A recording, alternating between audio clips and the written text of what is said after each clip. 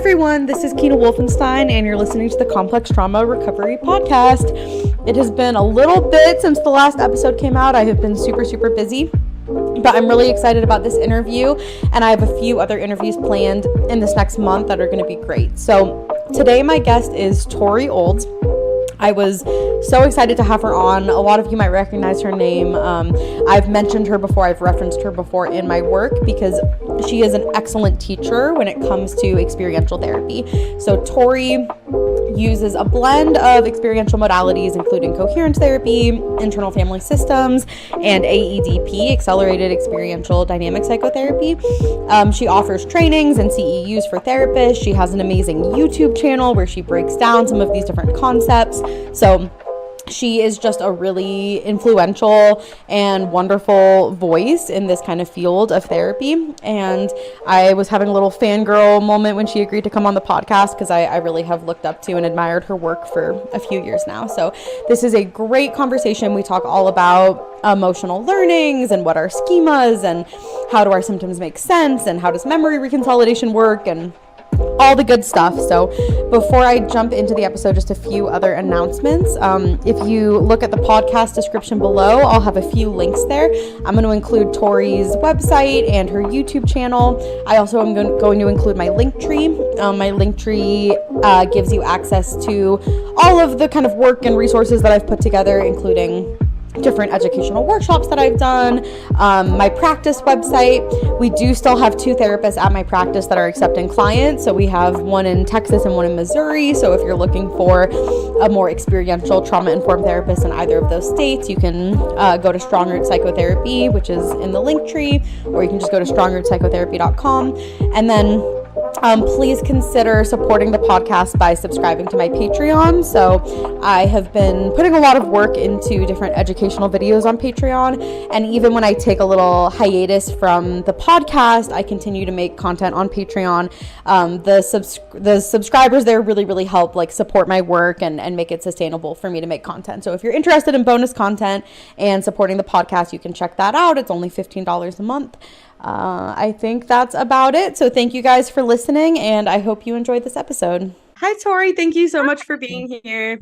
Welcome. So I'm super excited to pick your brain a little bit. I've like referenced your videos before on this podcast. So I think people have probably heard your name here and there. So yeah, could we just start with you just talking a little bit about your passion for experiential therapy and how you kind of got to this focus that you currently have? Yeah, it's been a bit of a journey. I mean, I'm a little bit of an unusual story in that, I was raised by 2 therapists. And oh, wow. Yeah, psychologists. And my husband's a psychologist and my sister is a psychologist. So we're all psychologists. And that was lovely because I was oriented to sort of the depth pieces, because my parents were analysts. So we're talking about the unconscious mind. Because we talked about it a lot. It wasn't like they taught us things and we were about things together. But I was maybe in high school or so, my mom started actually veering a little away from analytic tradition toward more experiential. And by experiential, I just mean, I think you've used the word bottom up in your program before, but we're allowing the mind to sort of like, we're using techniques and presence and mindfulness and creating enough safety so that the mind can sort of speak for itself, not be analyzed. And I really mean the mind, the whole mind, but especially the parts of the mind that don't have as much voice typically, which would be like in brain speak would be like subcortical, what we used to call limbic, So the deeper parts of the brain and mind, they're not as readily conscious. And they're not based on logic, and our culture really likes logic. Yeah. So we are used to talking from our conscious, minds. And because those are smart and powerful and have a story, they already know the answer, or they can figure out an answer. It's just a tendency for that layer of our consciousness, our selfhood, our mind to speak and to want to answer questions. And but the truth is, our mind is a whole complex system that has a lot to it that we're not necessarily conscious of readily, like easily. When I was growing up, it was like the unconscious. It was like this like shadow mysterious realm that like by nature is like almost impossible to directly look at. So maybe you peer at it through a dream or through like a slip of the tongue or something. But I look at it a little differently now. I think we can actually pretty readily access what we used to call the unconscious. Now we might call implicit learnings or emotional learnings or the deeper parts that make us tick that we're not aware of. I think we can kind of just turn toward it. And if we approach it with respect and safety, which we weren't really doing before in our early days of our field, we were more like analyzing things and seeing what the pathology is and like, I don't know, or not going slow enough or not having, we're like, especially in the early days with analysts, we weren't doing enough with like the therapist really being there. It's like, let's create a template of compassion. Let me be here as a real person. So you're not feeling like this, like specimen being analyzed, Yeah. More relational. It's a lot more relational that's now. just not how the brain works. Like if we feel unsafe, the brain's not going to let deeper information start flowing. But if we do feel safe and we direct our awareness in a more mindful way, then it really is possible to open up a deeper kind of like, basically it's as simple as self-awareness. Because we're just not, sorry, I know I'm talking a long time. So no, please. Yeah. Regroup where I'm going. But this reminds me of a point here, which is, I think it's not actually that self-awareness is that hard. But when we're going through our day, we're responding, like life just moves really fast. Right. And so we don't have time to pause after making that snide comment to our teenage daughter. You know what I mean? Because we're also like cooking breakfast and like having to think about we have like so much on our plate. We're moving quickly. We have to respond now to the next thing that we just don't have the spaces, especially in the moment, often in the heat of the moment, like when we're triggered, let's say, to really slow down and say, okay, like what is happening inside me? Like, what's going on? Just to, like, literally, it's just like, we can do self-awareness. It takes time. Yeah. No, I love that. And I like the automatic responses are so much of where the subconscious stuff comes out, right? Where you just react in the moment. And then later you're like, wait, why did I react that way? So you're kind of talking about self-awareness, but of more of that, like, like beneath the head, like felt sense, kind of like what's coming up automatically in those really quick. It's just like being aware. It's like, I think there's all sorts of ways people describe it. We could talk about mindfulness. We could talk about, the observing ego is how they speak about it. We could talk, deep self-exploration and the techniques to get there and all the things. But really, it just comes down to, can we notice what's going on for us? What are we feeling? Like when we think about that feeling, what does it remind us of? And like, think about that, like, it's just things will start to occur to us. We'll start to like map it out. Like, oh yeah, it was that moment that I had that reaction. Like, oh, I really feel like small right there. Young, or I feel so scared. Like I just expect danger, and we actually are more able of doing that than I think we originally thought in our beginning 60 years of our field. When we thought we needed like an expert to like listen and analyze for us.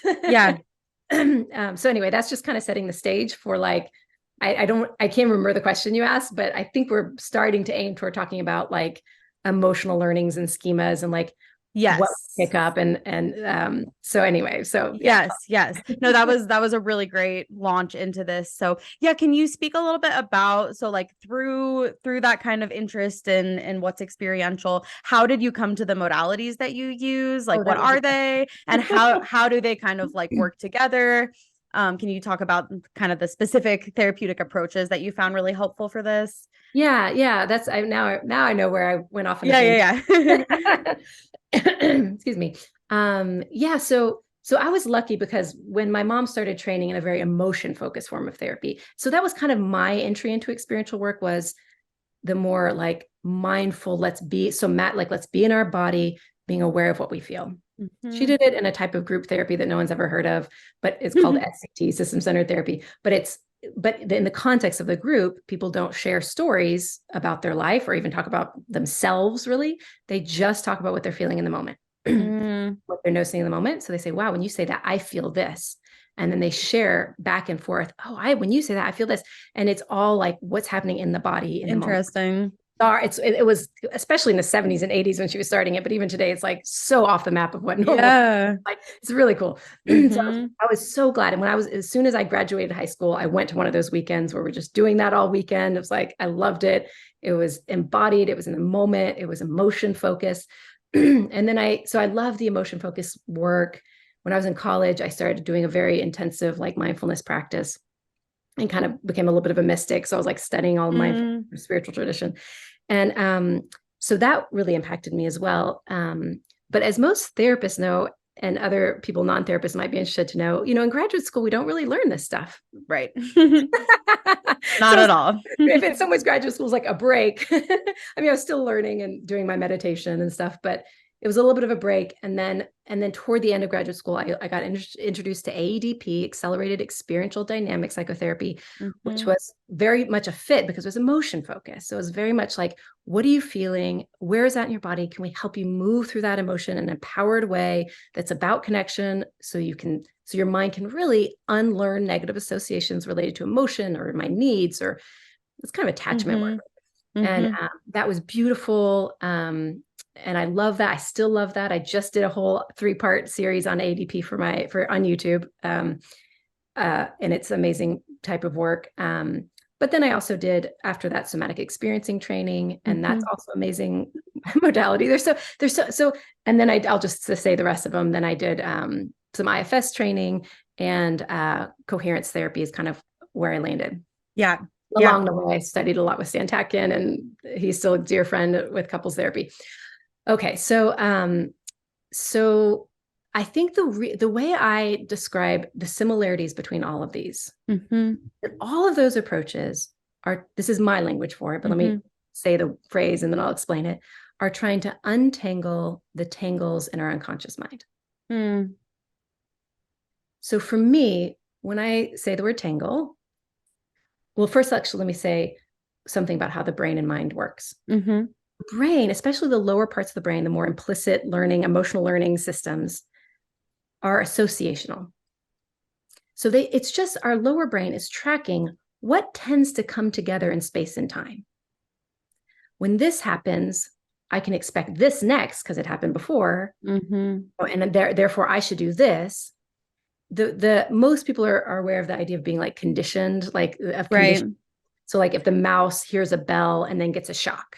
Right. It's like our predictive models. We're exactly making all of these predictive models based on like basically unconscious statistical analysis. It's like, what is the probability that this is going to happen based on past experience?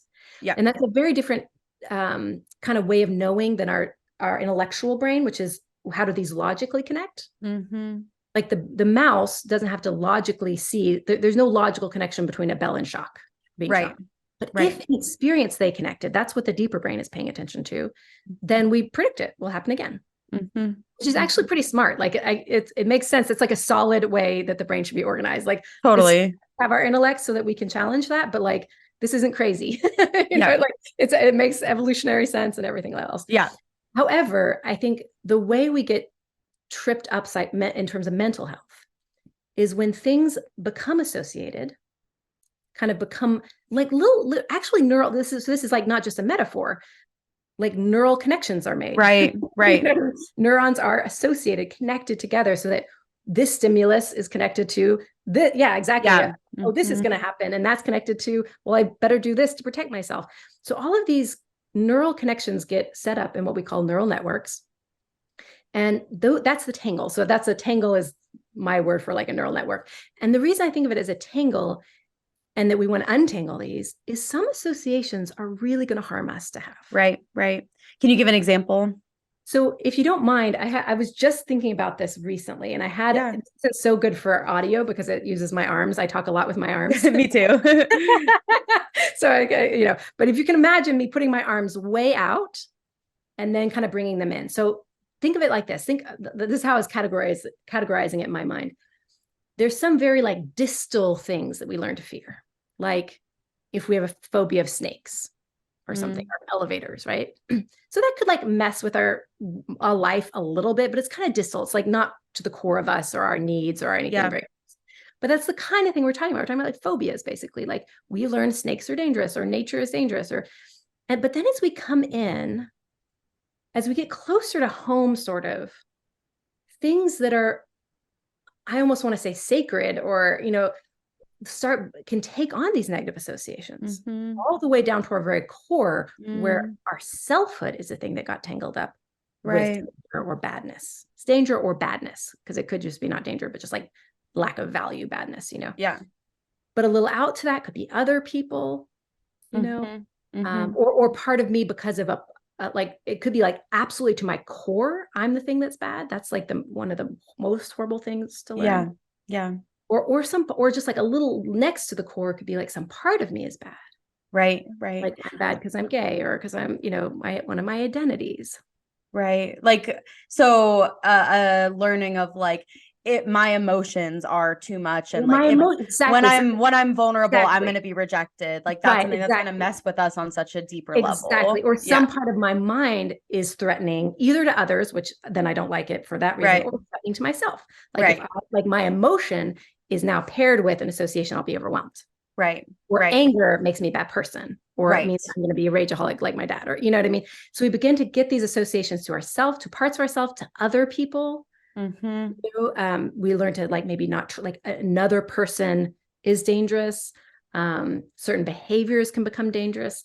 But I think when we really have trouble is when something healthy or good gets associated to badness or danger.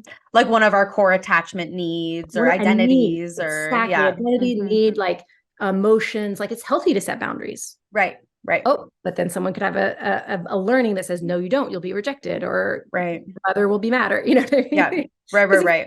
Exactly. If we learn that like actual bad things are bad, that's fine. That's okay. Yeah. Like, touching a hot stove with my hand is bad. Like that's, that's all right. But when it's like being close to people is bad, but we need to be close to people, to be healthy as mammals. And then it's like this inner conflict between what we need and what we fear. Yeah. That's exactly right. So that's the crux of it. That's what creates, I would venture to say, most mental health problems, is something that we need, like you said, like a need, like I need to be able to be vulnerable. I need to be able to say no. I need to be able to like relax around some type, whatever. Love myself, connect with people, be close to people, like any of that. Yeah. I think a lot about attachment needs, or what you said about feelings. Like I need to be able to tolerate letting myself, cry, letting myself like feel anger, letting myself, but it's like those natural range of emotions gets really restricted, or and then and in a way that produces a lot of suffering, because it's like in this, that we're avoiding a certain suffering. Like we think letting ourselves cry will be overwhelmed. And again, this isn't crazy stuff. It's because when we were a child, it was real. That was the reality. Right. It was the reality. So totally makes sense. It's not like it came out of nowhere. We made this stuff up. Right. And we'll talk maybe in a moment about why it might be time to undo those things. But even though they were real threats at one time. Yeah. But yeah, if you're every time you feel sad, now you feel anxiety. Yeah. Or you're having to do something like, toxic positivity. Like I'm always positive, or I'm numbing out, or I'm drinking, so I don't feel any sadness, or, that kind of thing, or shutting down to getting depression so I don't feel anger. It's usually, interestingly enough, it's usually the second thing that people are more conscious of in terms of why they come into therapy. The second thing, you mean like the adaptation, basically? Adaptation, exactly. Like this thing. So maybe that's worth saying more slowly. Yeah. Anytime something is wired or coded as dangerous or bad. Now, some don't have solutions, and that's a whole other thing. But let's say there's like, okay, anytime I learn about a certain badness, suffering, like we just said, my sadness will make me feel overwhelmed. Whatever the thing is, I'll be rejected if I'm honest, if I'm myself. Then the brain will just naturally look for, okay, well, what do I wire in there as the way of protecting myself? What do I need to do to manage this risk? Yeah. Exactly. And that's what people, so the line of kind of that our adult problems begin as childhood solutions, or that people come to therapy with their solutions, not their problems. It's like that's the thing that people have awareness of, is how they responded to the original injury, and not usually that like root thing. Exactly. And they hate it usually. Like, I hate that I drink. I hate that I cut. I hate that I overeat. I hate that I starve myself. I hate that I don't let people close, or that I don't let myself have my feelings. And they're aware of that, like, as like the symptom. Right. And part of the work of therapy is then understanding, like, well, yes, that causes problems, but what problems does it solve? Right. Right. Yeah. I love the way that coherence therapy frames that, about that people come in like anti-symptom, and then we figure out like the pro-symptom position. And I think it creates a lot of relief, and it helps de-shame these things. But when we're able to really sense that, okay, this actually was like functional and coherent, and not just me being like messed up for no reason. And so I think that first step is like probably one of the common threads that I see between like IFS and coherence therapy, Yep. right? Is that all of them look at like, how does this symptom actually make sense, instead of just how do we correct it? How do we solve it and stop it?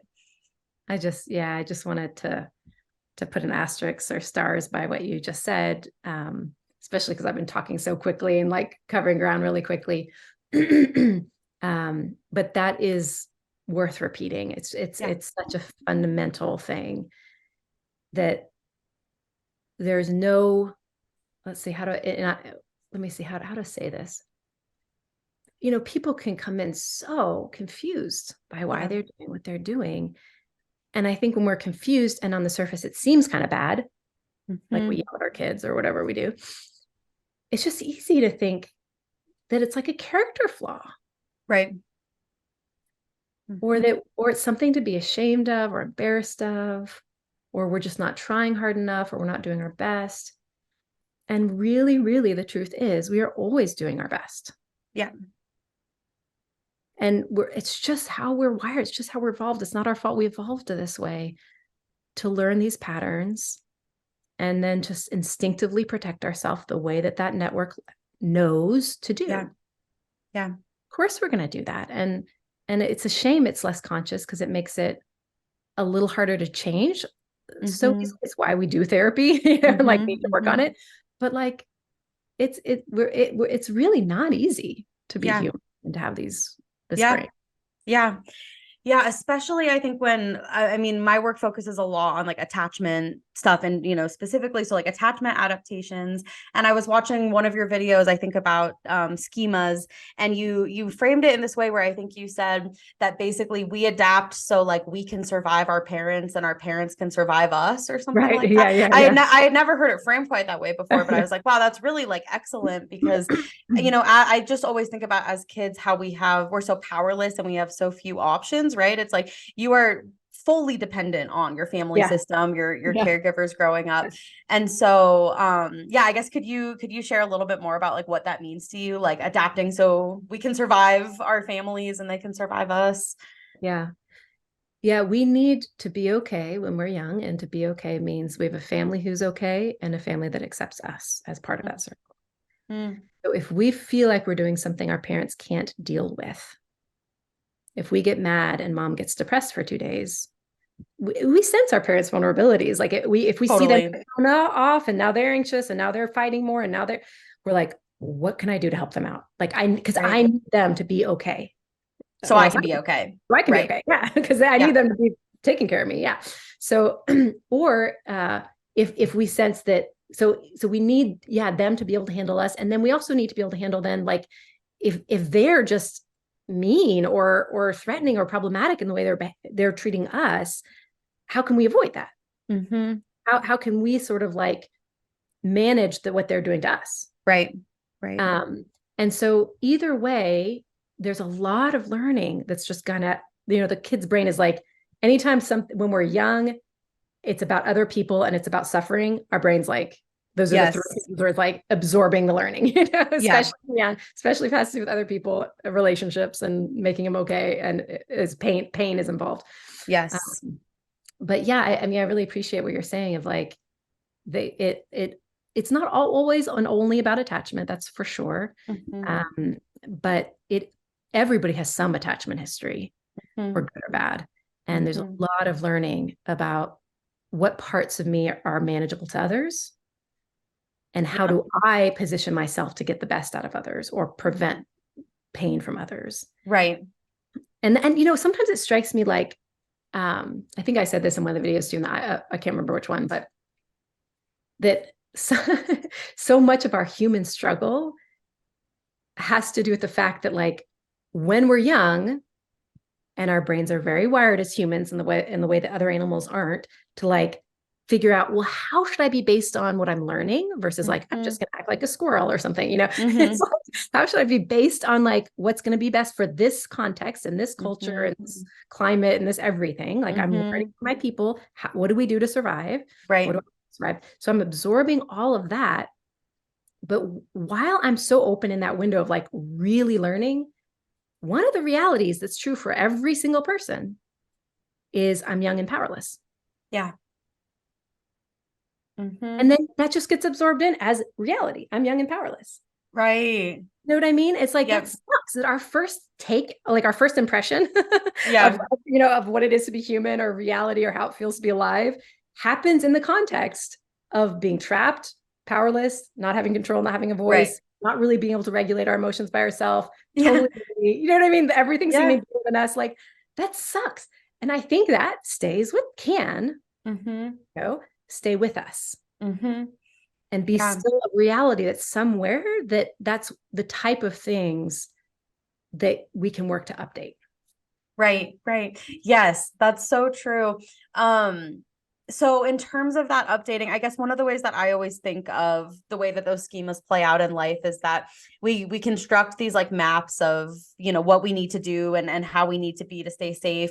But then those maps, they don't stay specific to the context in which they were learned, right? It's not just like, oh, my mom is like this, so this is how I need to be with my mom. It becomes generalized out to be like, this is how people are, and this is how I need to be in the world, right? And so I always think about that work as being like basically to degeneralize and to be like, yeah, that really was how you needed to be with your mom growing up in the context of being a child and the way that she was and the way that your family was, but how do we like help the brain and the body learn that that's not consistent truth across the board? So yeah, can you talk a little bit about like how you get people to feel that? Unwind the tangle, detangle the tangle. Tangle, yeah.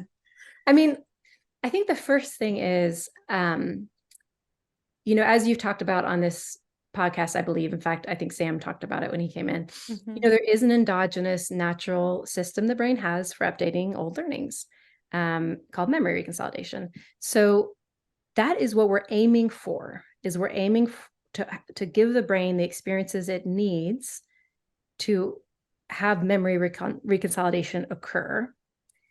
And one of the first steps of that, I assume you've kind of outlined the steps before, but just for review, that's like, to send, like activate the original learning, which really just means send electricity down that neural network that we were talking about. Like we need it firing. We need that prediction alive in the brain that says, I'm about to get hurt or I'm bad, whatever it is. We need that firing at the same time that the brain is kind of just witnessing some information that feels real, not an idea or a thought, but like really witnessing a new reality that disproves the prediction in some way.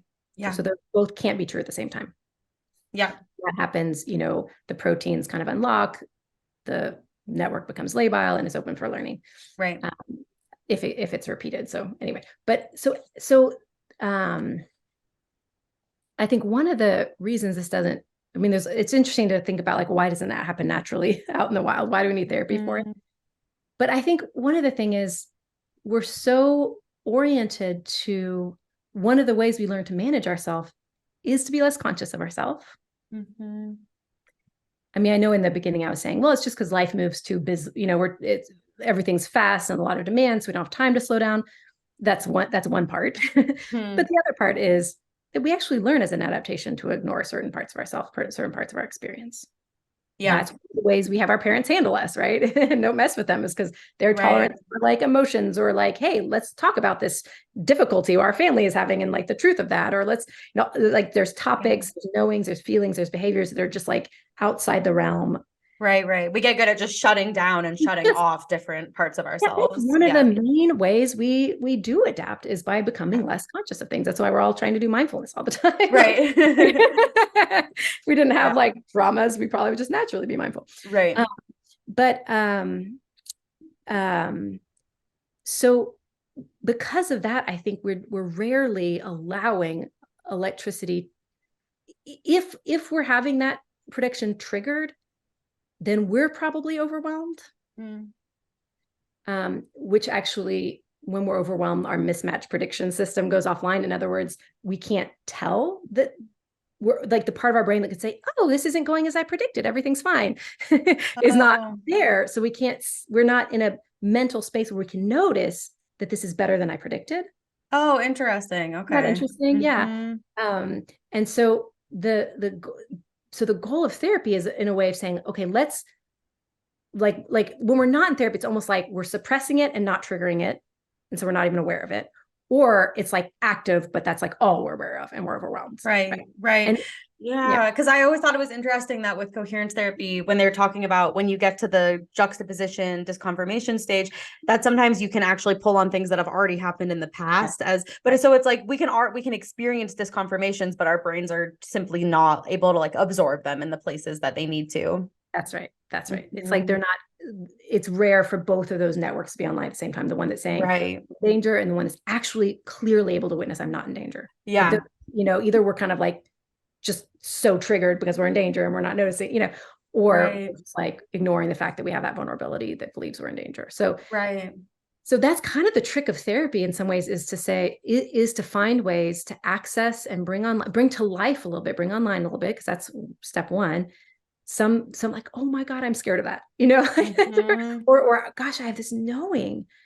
It feels true. Like I was just working with someone this week, and it's like, she's been like studying all this, like in her adult life, she's been studying all these pieces that make her feel like God forgives everybody, like this new version of Christianity she's been learning. Like when we really tracked it, she believes some sins are not forgivable. And what I did is not forgivable, and I'm basically going to hell. You know what I mean? Like that was a layer, and it is not what her conscious mind believed, but like very clearly in her unconscious mind, she still held on to that. Yeah. That disconnect between what we know up here and what we know down there. Yeah. But she didn't. But it was interesting because it was causing her all this suffering, but she hadn't quite realized she still believed that. Yeah. Like, it is work to like go back inside enough to really say, deep down, what am I predicting here? What am I associating? What do I really emotionally seem to know about this? Like I might have an idea, like, oh, all people are fine, but like, do I really believe I'm okay? Like on an emotional level, I just got it wired in this early template that like I'm broken or I'm too much, or my feelings are too much or whatever. And to be able to like purposefully bring that network online. Yeah. But with a lot of mindfulness, so it's not overwhelming. Yeah. It's still attending to it. It's like, it's direct, it's bottom up. It's like, it's real. It's not intellectualizing about it. It's like, that's what mindfulness is so good at. It allows us to both look at something honestly, so we're receiving it, but not be overwhelmed by it. Observing it. So when we can kind of like track that, then there's a chance, sometimes just verbalizing it, finding the words for it, and like, oh my God, I believe that. Right. Find sometimes language like that to do this means this, and that sometimes just saying it out loud, if we're regulated enough, our brain can say, hey, actually, it's like a ping something else. Like I think I used the word mismatch detection system earlier, or mismatch detection system. Our brain's always checking everything and say, is this true? Right. So if we really say it clearly, the brain will say, oh, I have other evidence for that. Hold on, that doesn't quite fit anymore. It doesn't quite fit. Yeah. If you ever have like experience where you're like, now that I say that out loud. Yeah, I don't know if I feel that as deeply. I think I have counter evidence for that, actually. That doesn't always pop. Sometimes you have to create new experiences or imagery work or inner child work, or lots of ways to create like the new experience that sort of shows the brain something else to be true. Yeah.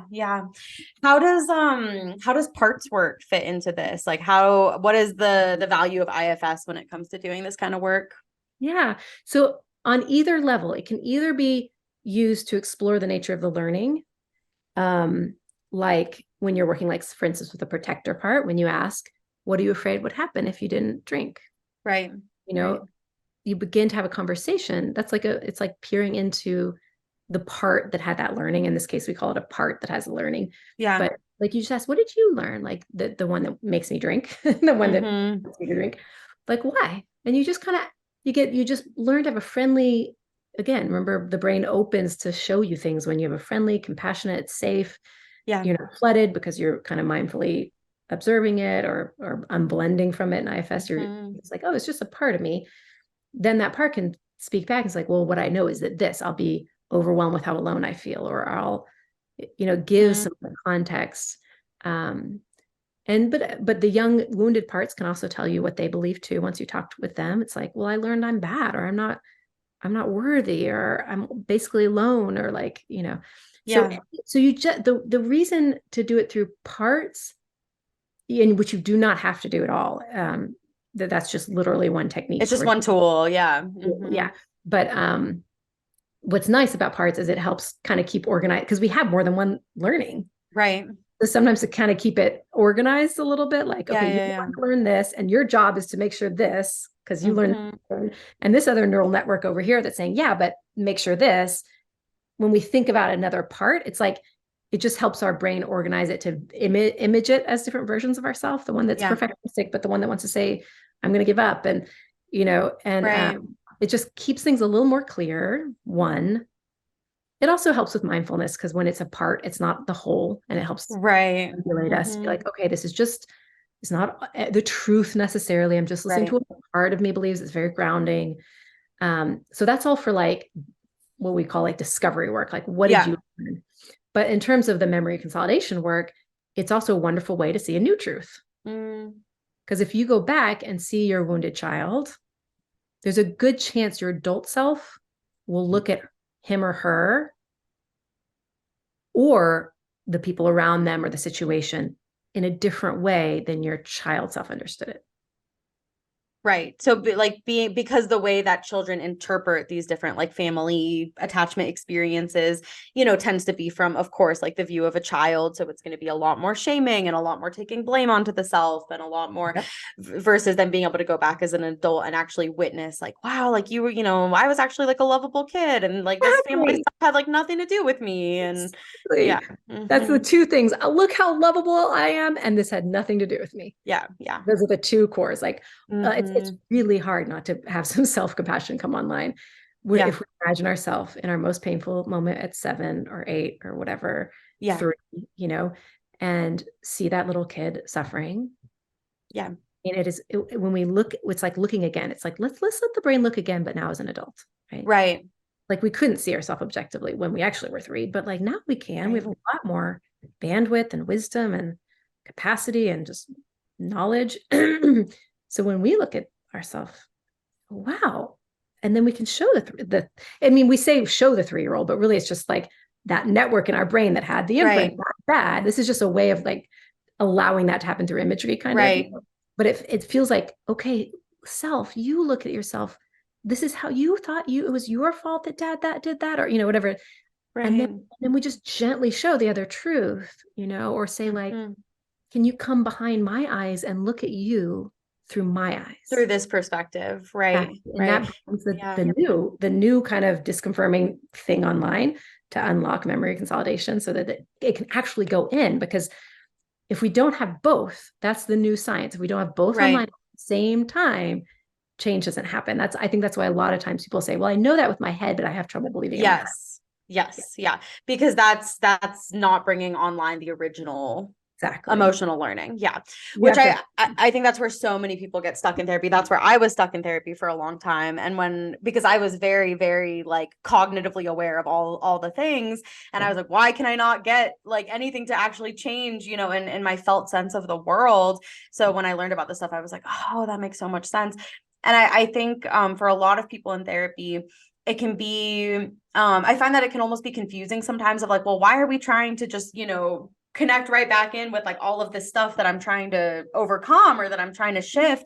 And it's like, it has to be open for anything new to actually come in.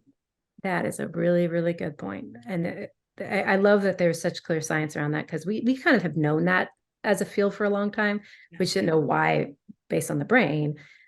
But it was hard to explain. Like, it's kind of like Bruce Hecker says, if you have to go toward the trouble, not away from it. And I mean, there was always these like little way, or the guy who invented EFT, Les Greenberg, he'll say like, you can't leave a place until you've arrived there. there were these kind of poetic ways we would talk about it. We knew like we had to go deep enough, or what, you know, Right, it was right, like more imagistic, like go deep or something. right, But really it's like, it's just the intellectual mind talking to itself is not going to do anything. right. Yeah. Yeah. Yeah. I think of it as like a language barrier sometimes, where it's like our like the emotional brain and the logic brain speak like two different languages. Yeah. And when you're just speaking from the logic brain and you're trying to get the emotional self to shift, it's like there's a language barrier, like you're not speaking the same language. And so much of this experiential stuff I feel like is learning how to actually like, you know, to communicate with our like emotional selves. Yeah. Yeah. And often the intellectual brain is also just talking about the wrong thing, Yeah. because the intellectual brain is talking about the symptom. Right. It's just saying, don't be scared, but it doesn't Mm-hmm. even know what we're scared of. Right. You know what I mean? Like we Right. have to get down when it does finally clearly witness, like, I believe this will happen. That's what's producing the anxiety. Yeah. Then sometimes the whole mind can answer and say, well, we know something different, Right. but we haven't found the right spot to even begin the conversation yet. Yeah. Often. Yeah. So when you're talking about schemas basically are a combination of this predictive model of like, what do I expect? What's going to happen?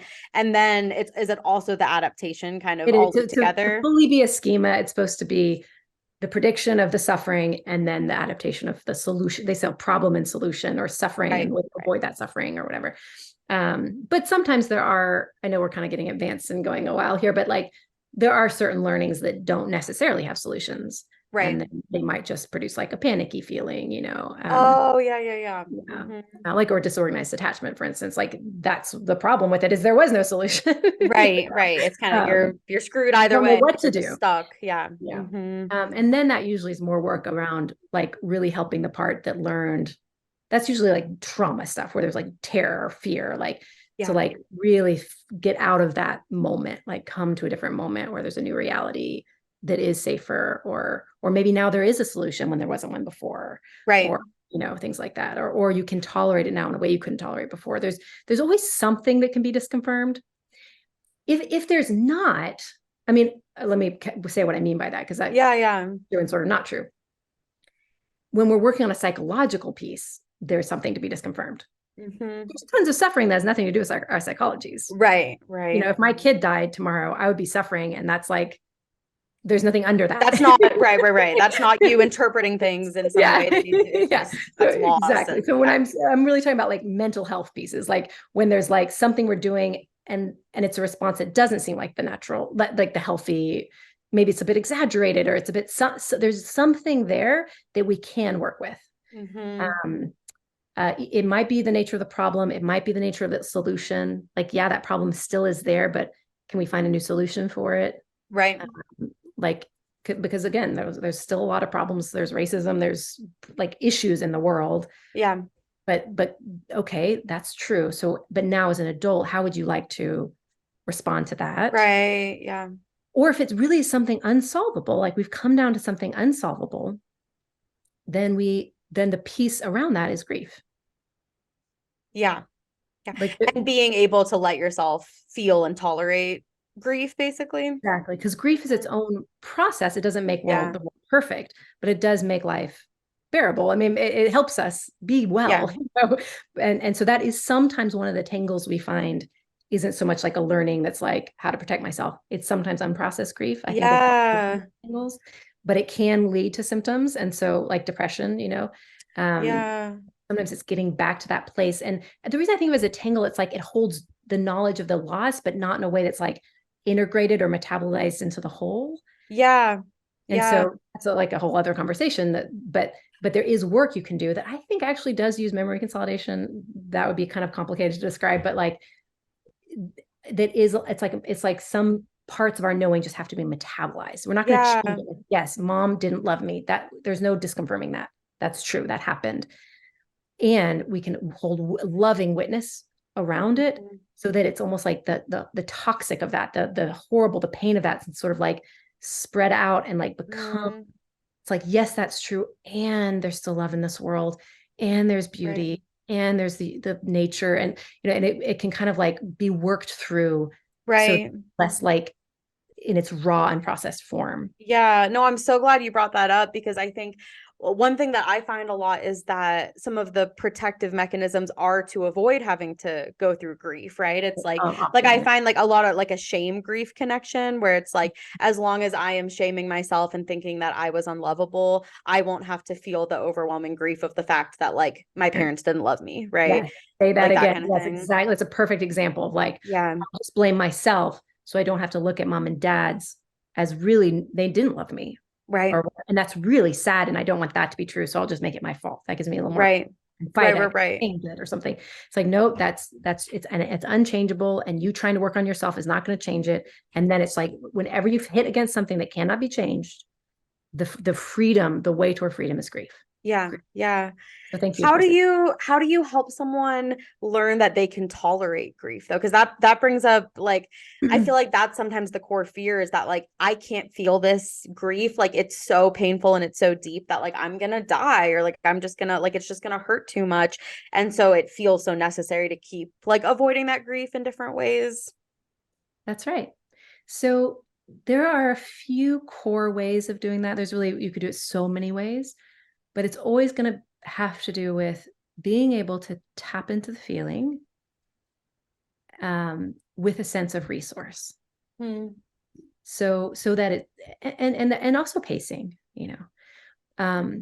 so that could be through the therapist really encouraging mindfulness and asking questions like, where do you feel that in your body? Right? So that can you put a hand on that spot in your body? There's a lot we can do to make it bearable. One of the main ways is through, so there's a couple main categories. One would be through the support of the therapist, like that's called co-regulation. I'm here with you. We can do this together. Can you feel me by your side? Yeah. And that creates a whole other way. And that's kind of the core of AEDP. We were talking about AEDP. Oh, cool. And so anybody who wants more on that, like I did go to those 3 AEDP videos and we'll talk about like that whole system of going through grief with another person and seeing it's manageable. And then like undoing the schemas that emotions are too scary and memory consolidation. So I talk all about that version of in those AEDP series. You can do it through parts because it's less overwhelming. You still get the feeling of you're still witnessing it when you're witnessing the inner child, but you're not being the inner child. Yeah. And it's much less, you're less likely to become like overwhelmed. In fact, almost in IFS, they never find people get overwhelmed because we're doing it through parts. So, so that's one way to do it, is like, we can face this. Like it's just a part of you, learn to different, but then any other emotional regulation, anything you do that's resourcing, that lets it go slow, like in somatic experiencing, for instance, titration and pendulation, like let's let it go slow. Let's find your body. Let's take it bit by bit and just do small bites of processing, that's usually more around fear than grief, but so there's many techniques, as long as they have a new experience that's an empowering, positive experience around having those feelings. Yeah. Which in and of itself, that almost feels like it's a juxtaposition, because we don't get to experience that when we're in original traumas. Like there's no pacing, there's no resourcing, there's no being like, I need to slow down and like get some co-regulation here, right? It's like those traumas happen and we're in it and we're flooded and we have no resources. And so even that is such a like new experience for our nervous systems to be having. That's right. I think there's 2 core schemas that tend to get dispelled when we do like have someone really help us through an emotion. One, the core schema of core aloneness. Yeah. And basically alone in this world, no one's paying attention to my experience. If you have a therapist who's saying, please tell me now, what's happening now. And it's like by your side through it, that kind of dispels this idea that like humans are basically alone in this world. Connection isn't even an option, right? On the deepest level. And then 2, it can dispel, can I handle it? And also, are emotions good or bad things? Like, is it okay to even have this feeling? Because it's not just, it's even more than, is it okay? Because like an ADP, when you move through the feeling, what you notice is you feel better afterward. Right. Actually learn that it's a valuable, life-giving, rich, beautiful experience to have your feelings. That's like a complete opposite of what the prediction would be, right? Yeah. That there's actually like intrinsic value in that emotional process that we go through. Yeah, that makes sense. Okay, but yeah, I think we went on a tangent there. So you were talking about like if things are or are not disconfirmable. So are there situations where something cannot be disconfirmed, or like how do you see that? Yeah, and then like like if someone's not like about to get kicked out of their housing situation, like it's like it's just a different life is complicated. So it's not only because of our psychological issues that not only that's not the only need we have is like to heal. We also just need help dealing with life. So like that would be like a moment where therapists would be like more of a social worker role. Like, Right. This is a practical thing. It's on the outside. It's not in your head. Right. We're not going to disconfirm your need for housing security. Exactly. No, we just have to deal with it. It's like the hierarchy of needs. Like we got to have a basic, like you got to be okay. Now it is a little complicated though, because sometimes like if someone's in an abusive relationship, like that's a real danger. So like step one is like to get them out of that danger. Right. There's like, just relax, learn relaxation techniques or something. Right. Of course you're scared. Of course you have fight or flight. Right. But it's a little tricky because sometimes they won't leave until some deep healing work has happened. So, you just, whatever the entry point is of like what's most urgent, but also what's most workable, like what needs to happen first. Before the other change can happen, so. Yeah. I find also it's tricky because a lot of the times with complex attachment trauma, there's this unconscious like repetition, of what's familiar. And so people come into therapy, not just with the wounds from their childhood, but then being like, and then I had 20 more years of relationships that followed the exact same pattern and where I learned the exact same things. And so it's like that compounding learning, kind of reinforced. It's reinforced. Exactly. So, yeah. So, I mean, I know maybe we can kind of be on, if we are sort of in wrapping up mode, because we talked about so much. Yeah. But, and that was a lot with a lot of detail, actually. I guess the piece then is like, if you're wanting to do bottom up experiential deep work, I mean, you are being a little bit of a detective to say, okay, this is a suffering on the surface. Yeah. I hate that I have this pattern where I keep choosing abusive people or drinking or not filling my potential or whatever, like procrastinating, whatever it is, or I get depressed or anxious or whatever like symptom is at the top. It is a little that's the, the piece to learn different techniques for, but it's like a little bit like reverse engineering. Like, okay, how did you get there? Okay, well, you feel this because of this behavior. Okay. So what's underneath that behavior? Oh, this belief. And this unprocessed grief or this, and you kind of like, it is a little bit of like every type of therapy has its own way of like sort of following backwards. Like, okay, we start with what we are conscious of, which is the symptom. And then we bring mindfulness to say, okay, what's just under that? What's under that? Like, what is that? It's like, we're literally tracking the neural network. What does that do? Well, it's because okay, what is that associated to? Like, why is that behavior important? Well, because I believe this about people. Like, oh, okay. Like, where'd you learn that? And it's kind of like, flesh that out for me. What exactly about people? And what does that mean you have to do? And that is really a very fun journey. And I know it is a little bit harder to learn than most forms of therapy because it is, it is like being a detective and like sourcing down thing. And, but that's why it's great to learn a model, because every different model has sort of like their breadcrumb, like they're tracking in through emotion, or they're tracking in through the body, or they're tracking in through like knowings, like, what do you know about, like deeper, like let it speak, or parts work. They each have like a unique way of tracking in, but they're all ultimately getting down to the tangle somehow. Yeah. Oh, thank you so much. This has been so great. I guess, before we do wrap up, is there anything else that you feel like we haven't mentioned that's important for people to know, or that you would want to share? I mean, I guess that's it. The things we already talked about, that we're doing our best. It's not our fault if one of those tangles is active.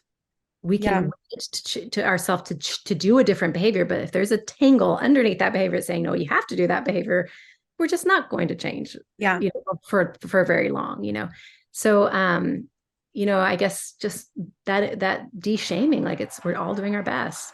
And I do have, I guess, just in terms of like, for further, like I do have my YouTube channel where I talk about IFS and AEDP, and I'm just about next week to do a whole 5-part series on coherence therapy. Oh, great. Well, yeah. So people really wanting to know about schemas, and like a lot of this work is sort of the way we're talking about it today is Bruce Ecker's conceptualization. Yeah. So he has a great book called Unlocking the Emotional Brain, but also love that book. 5-part series. 2 of the videos will be just interviews with him. So that'll be like a very deep dive into coherence therapies. Basically now, probably by the time this is posted, it'll be like on my YouTube channel. And I am also starting next month to do my 6-month core training and all this stuff. With like from various models, how are we getting down to like the piece that needs memory consolidation? So anyone's welcome to check out my, toriolds.com for the training. I'll put all those links in the podcast description so people can find it. Okay. Thank you so much for your time, Tori. I really, really appreciate All right. I really appreciate joining me. With you. Yeah.